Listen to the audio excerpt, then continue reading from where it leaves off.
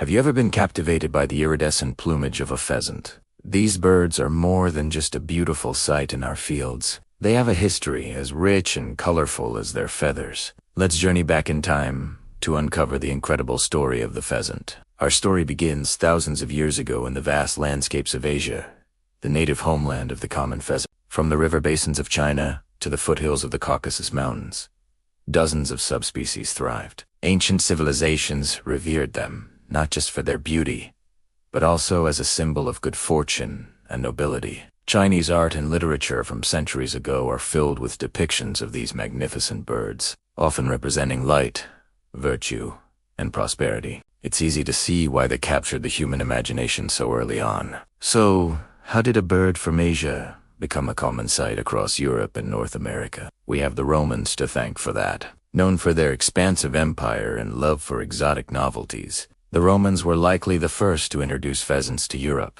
They valued them as an ornamental bird and a delicacy for their elaborate feasts. As the Roman Empire expanded, so did the pheasants' territory. They were transported across the continent, establishing small populations in new lands. After the fall of Rome, the pheasant's journey didn't stop. During the medieval period, European nobility and clergy took a keen interest in them. Monasteries and royal estates began breeding pheasants in captivity. It became a prestigious sport to hunt them, and having pheasants on your land was a clear sign of wealth and status.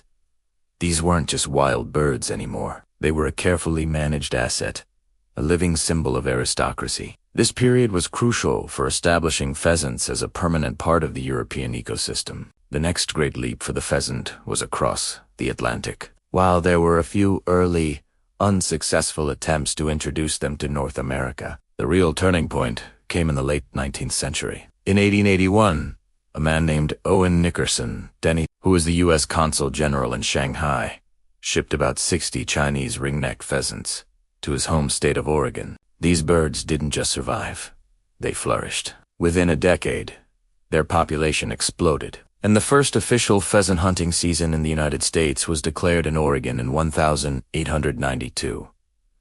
This success story inspired similar introductions across the country. State wildlife agencies and private sporting clubs began raising and releasing pheasants, transforming the American landscape and creating a brand new hunting tradition. The ring-necked pheasant, a hybrid of various Asian subspecies, became the bird we know and love today, perfectly adapted to the farmlands of the Midwest and beyond. From the ancient forests of Asia, through the grand halls of Roman villas and the hunting grounds of European kings, to the sprawling fields of North America, the pheasant's history is a tale of beauty, prestige, and incredible adaptability. It's a story of how one species, with a little help from humanity, traveled the globe and made the world its home. Thank you so much for joining me on this historical journey. If you enjoyed learning about the fascinating past of the pheasant, please hit that like button and subscribe for more stories from the natural world. See you in the next video.